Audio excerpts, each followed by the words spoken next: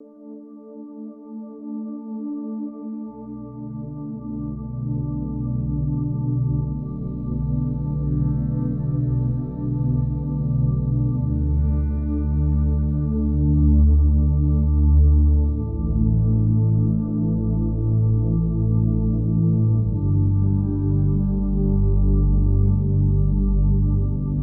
quero desejar um bom dia para você que está aqui nesse sábado de manhã para mais um estudo da nossa EBD online. Nosso episódio de hoje é sobre Pedro e o nosso professor convidado é o pastor Joel. Então você já sabe as recomendações de sempre. Pegue seu caderno, pegue sua caneta, pegue sua Bíblia, desfrute dessa aula e aproveite daquilo que Deus quer trazer para o seu coração nessa manhã. Não esqueça também que na próxima terça-feira temos a nossa live para tirar possíveis dúvidas. Não deixe de participar. E a minha oração nessa manhã é que o Espírito Santo tenha liberdade de ministrar com poder e graça sobre o seu coração. Amém. Olá, povo lindo da PIB Vivendo das Pedras. Com muita alegria estamos aqui mais um sábado para compartilharmos sobre a vida, a história desses grandes discípulos, esses grandes apóstolos de Jesus que traz tanta inspiração para o nosso coração. Quero agradecer a oportunidade desde já que me foi dada. Depois de sermos ministrados pelo pastor Eduardo, pastor Felipe, Zé Marco e a minha adorável Silvia, estou aqui nessa manhã e creio que o Senhor, assim como você tem sido abençoado, hoje não será diferente. Hoje a gente vai aprender um pouco mais sobre a vida de mais um apóstolo. E eu não quero ter nenhuma pretensão no meu coração de esgotar esse assunto, porque a vida desse homem traz muita edificação para o nosso coração, inspira a nossa vida. E nessa manhã a gente vai aprender um pouco sobre a vida desse grande apóstolo. O nome dele é esse aqui: amado por muitos, mas também questionado por outros, né?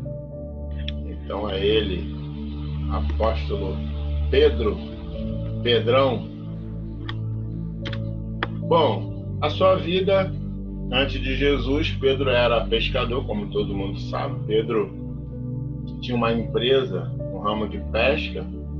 Ele tinha uma frota de barcos, ele tinha sociedade com Tiago e João, né? Eles eram amigos bem próximos. Você vai ver essa amizade perdurar mesmo depois de Jesus ter sido preso, Jesus ter ressuscitado. Você vai ver essa amizade de Pedro e João.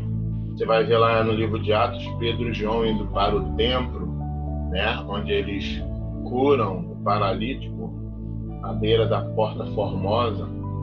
Então eles tinham essa sociedade. Ele era irmão de André, que também era apóstolo, e seu primeiro contato com Jesus foi justamente André que o apresentou a Jesus. Está em João capítulo 1. André achou a seu irmão e disse a ele ter encontrado o Messias, o Cristo. Então levou Pedro até Jesus. No momento em que Jesus e Pedro se encontraram, Jesus fez a seguinte declaração: Tu és Simão, filho de Jonas, tu serás chamado Cefas, que quer dizer Pedro. Ou seja, 3 nomes também. A gente aprendeu com Silvia na última aula, né? Judas Tadeu, Lebeu. Agora a gente vê Simão, Cefas e Pedro, 3 nomes. Em cerca de 50 ocasiões, ele é chamado de Simão e com frequência também é chamado de Simão Pedro. Simão, a gente pode pensar, né? Simão, barro, antiga natureza, propenso a falhas. E agora a gente vê, depois do encontro com Jesus, a gente vê Pedro, pedra, nova natureza, uma natureza vitoriosa. Pedro, firmeza, coragem, determinação. Antes de Jesus, pedra bruta. Depois de Jesus, pedra polida. Ao longo da vida de Pedro, a gente vai ver que ele foi um dos discípulos que ele se destaca, né? Pela vida, pelas características que ele tinha. Ele foi verdadeiramente polido, né? Pelos ensinamentos de Jesus. A gente vê algumas características da vida de Pedro, e uma das características assim mais marcantes é a ousadia que ele tinha, né? Nesse evento de Jesus andando sobre as águas, Mateus capítulo 14, você vai ver a ousadia de Pedro. Foi Pedro quem fez a proposta de andar sobre as águas. E diante dessas atitudes, eu sempre falo, atitudes espirituais, né, vão gerar consequências espirituais. Nessa atitude de fé, Pedro, ele ousa e ele entra para a história como o único homem que andou sobre as águas. Interessante que haviam 12 no barco. 11 homens estavam agarrados à zona de conforto, aprisionados pelo medo, mas um decidiu fazer história e experimentou o sobrenatural. Em várias situações, Pedro se destaca pela sua iniciativa. Pedro era o mais falante, o mais empolgado, né, o mais vibrante, enquanto Jesus esteve entre nós. Então, a gente vê a ousadia dele aí, exemplificada nessa imagem, por exemplo. Outra característica que eu destaco de Pedro é que ele era um cara companheiro. Ele era companheiro. A gente vê ali em Marcos capítulo 5, versículo 37, e não permitiu que alguém o seguisse, a não ser Pedro, Tiago, João, irmão de Tiago. Na oração do Getsêmani, lá estava Pedro. Levou consigo Pedro e os dois filhos de Zebedeu, Mateus capítulo 26. Na pesca maravilhosa, Pedro, mais uma vez, estava presente, puxou a rede cheia de 153 grandes peixes. Então, a gente viu a ousadia, característica, né? Ousadia, companheirismo. Outra característica legal de Pedro é que ele tinha capacidade de aprender, ele tinha um coração discipulado. Apesar de tudo, ele tinha um coração discipulado. Ele era analfabeto, mas tinha uma capacidade de aprender muito grande. Ele era o apóstolo que mais tomava as palavras de Jesus como palavras de ordem. Ele acreditava piamente em tudo que saía de sua boca. As palavras de Jesus eram como um refrigério para a sua alma e seu coração. Eu escutava tudo que Jesus falava com muita atenção, como um menino com sede de aprender. Ele queria seguir o mestre em tudo que fazia e dava o seu melhor para não desapontá-lo e mostrar que podia muito mais. Jesus era extremamente sábio, sabia desde sempre do imenso potencial que Pedro tinha, e a gente pode ver que Jesus apostou todas as fichas nele: ousadia, companheirismo, capacidade de aprender. Outra característica que eu quero destacar é que ele era uma pessoa humilde. A passagem que retrata bem essa característica foi quando Jesus pediu para ele lançar novamente as redes ao mar. Mais uma vez aí, no episódio da pesca maravilhosa. Mesmo depois de uma noite inteira de fracassos, sem a pesca de um único peixe sequer, ele demonstrou uma humildade sem tamanho. Por quê? Porque ele era um pescador muito experiente e vivido. Volto a dizer, ele tinha uma empresa do ramo de pesca. Ele tinha essa empresa, né? Ou seja, ele sabia muito bem quando o mar estava bom para pescar ou não. Imagine se fosse você, sendo um pescador experiente, teria jogado novamente a rede ao pedido de Jesus? Pedro, no entanto, ele não titubeou. Ele simplesmente respondeu. Essa resposta de Pedro é simplesmente maravilhosa. Mestre, havendo trabalhado a noite inteira, a noite toda, nada apanhamos, mas sob tua palavra lançarei a rede. Esse detalhe da resposta de Pedro à ordem de Jesus, isso é magnífico. Sob tua palavra lançarei a rede. Essa passagem ela é belíssima e tem grandes ensinamentos nas entrelinhas. Você aí tiver de ministrar uma palavra aí, uma excelente passagem para você pregar aí quando você for chamado para compartilhar a palavra de Deus. Mais uma foto aí interessante que que exemplifica muito, né, a pesca maravilhosa, um dos episódios mais famosos do Novo Testamento. Outra característica de Pedro também é a sinceridade. A gente falou ousadia, companheirismo, capacidade de aprender, humildade, sinceridade. A sinceridade e a transparência de Pedro também são impressionantes. Observando a forma como ele se comportava e falava, é possível perceber claramente isso. Era muito fácil saber o que se passava no coração dele. Ele não escondia seus sentimentos. Tudo o que ele sentia era expresso pelos seus gestos. Ele não se achava melhor do que ninguém por ser apóstolo de Jesus.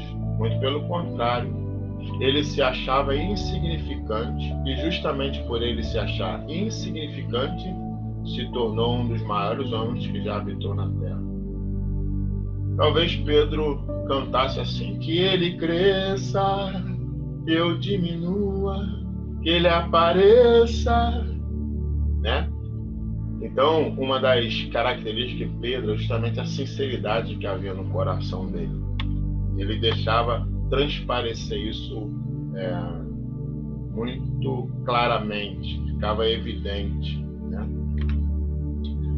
Agora, uma característica que muita gente critica Pedro, né? Que é a sua impulsividade. Isso também fica muito evidente na personalidade, no temperamento de Pedro.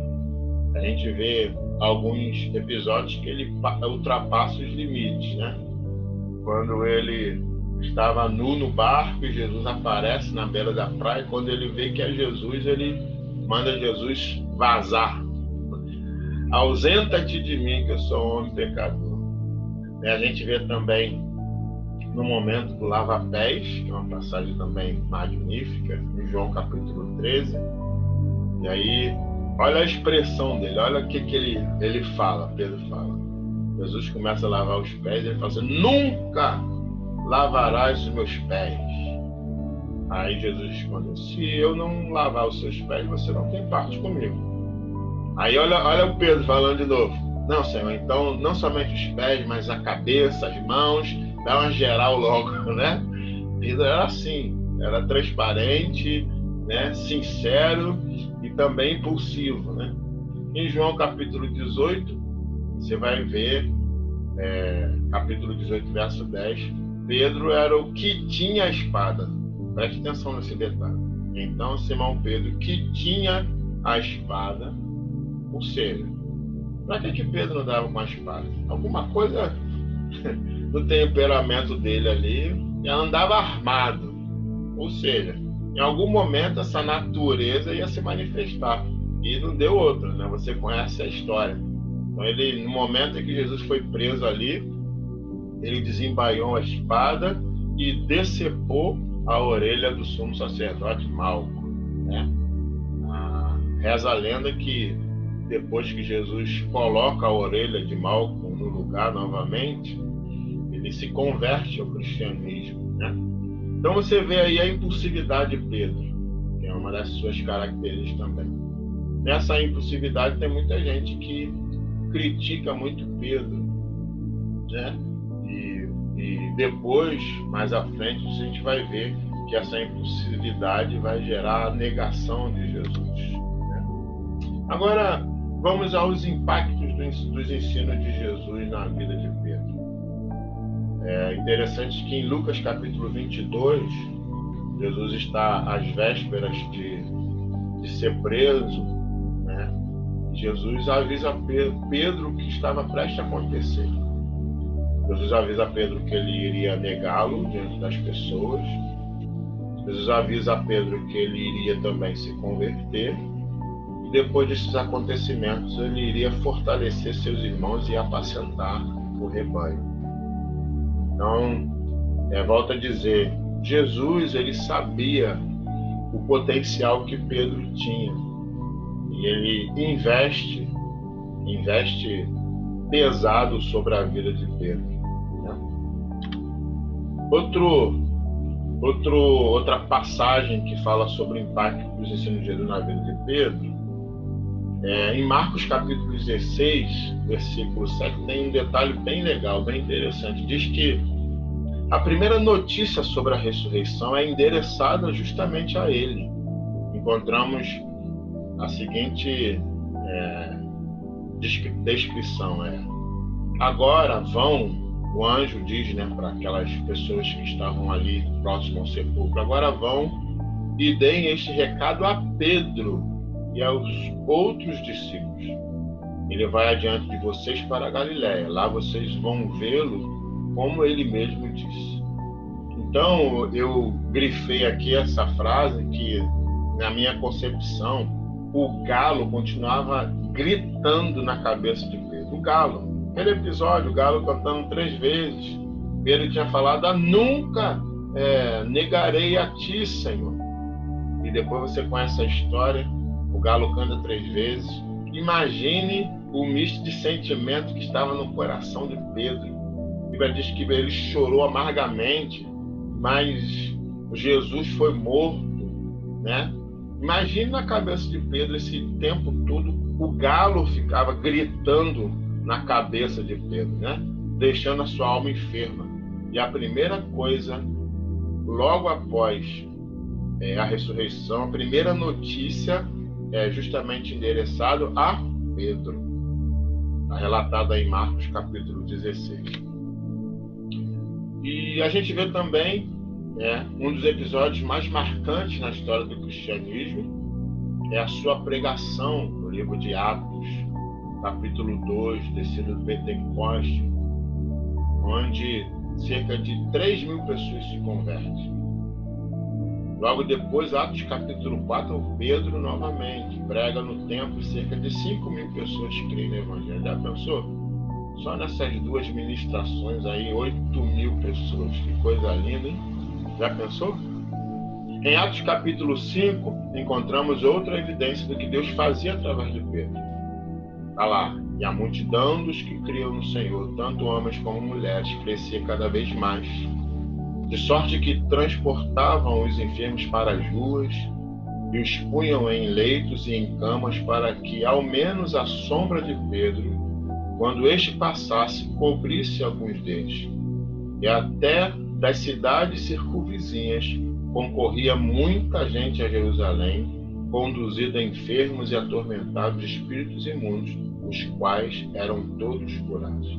Que coisa maravilhosa! O impacto dos ensinos de Jesus na vida de Pedro, Pedro, pedra bruta, agora pedra polida. Deus usando Pedro de maneira magnífica, poderosa e sem igual. Interessante que depois da conversão de Pedro, e uma vez eu ouvi uma frase bem interessante: andar com Jesus por perto não significa estar perto de Jesus. Andar com Jesus por perto não significa estar perto de Jesus.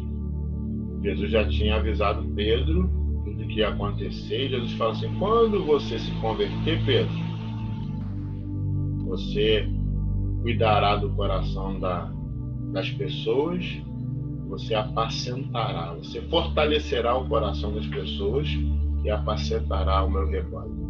Então, aquele Pedro que sacou da espada, decepou a orelha do sumo sacerdote, agora escreve em suas epístolas, 1 Pedro, 2 Pedro, Aqui em 1 Pedro capítulo 3, verso 9, ele está falando: não retribuindo mal com mal, tampouco ofensa com ofensa, ao contrário, abençoai. Porquanto foi justamente para esse propósito que fostes convocados, a fim de também receberdes bênção como herança. Nem parece aquele Pedro, Na verdade, não é mais o mesmo Pedro. Olha o que ele escreve. Esse mesmo Pedro aí que sacou da espada, ele escreve isso. Coisa linda. Não retribuindo mal com mal, tampouco ofensa com ofensa. Ao contrário, abençoai, porquanto foi justamente para esse propósito que fostes convocados, a fim de também receber de bênçãos como herança. 1 Pedro 3,9.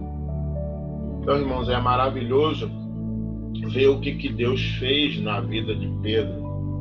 A história de Pedro é simplesmente magnífica, É um dos discípulos assim mais fabulosos da vida dele.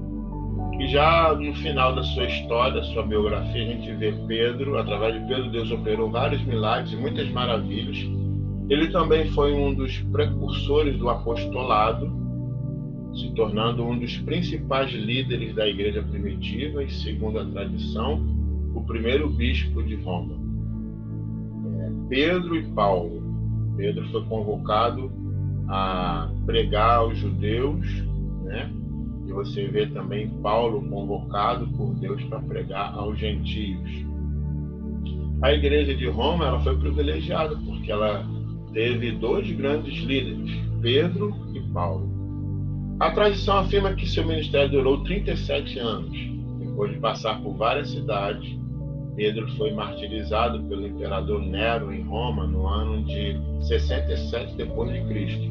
Você já deve ter ouvido que a forma que Pedro morreu foi também a crucificação, mas ele pediu para ser crucificado de cabeça para baixo, porque ele não era digno de morrer como seu mestre, né? Grande Pedro. Seu túmulo está localizado na Basílica de São Pedro, no Vaticano, o qual foi descoberto em 1950 após anos de meticulosa investigação. Sua vida continua sendo objeto de análise e seu testemunho ecoa pelos céus. Bem, quero compartilhar aí com vocês também umas fotos do Vaticano. Você vê aí o túmulo de Pedro, né? Você vê também o teto da Basílica de São Pedro, uma coisa faraônica, maravilhosa, né? E vale a pena você ir. Olha só para você ter uma ideia, um tralho da Basílica, ó, uma das colunas, ó.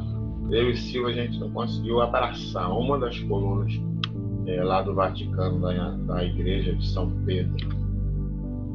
Aqui mais uma foto na entrada, esse pátio gigantesco, né, onde o Papa lá aparece da janela e faz aqueles sermões lá. Foi uma viagem muito legal. E por último eu quero deixar um dos versículos que Pedro, inspirado pelo Espírito Santo, escreveu para a edificação do nosso coração, que está aí em 1 Pedro capítulo 5, 10. O Deus de toda a graça, que os chamou para a sua glória eterna em Cristo Jesus, depois de terem sofrido por pouco tempo, os restaurará, os confirmará, os fortalecerá e os porá sobre firmes alicerces. Amém? O Senhor venha completar essa palavra no teu coração, que seja mais uma oportunidade de crescimento para a sua vida espiritual. E quero dizer que foi muito bom poder separar esse tempo para compartilhar dessa aula com vocês. E muito obrigado pela atenção de cada um de vocês. Vocês tenham um sábado abençoado. E na terça-feira nos encontraremos lá na live. Um beijão. Deus abençoe você, tá? Fica com Jesus. Até a próxima oportunidade.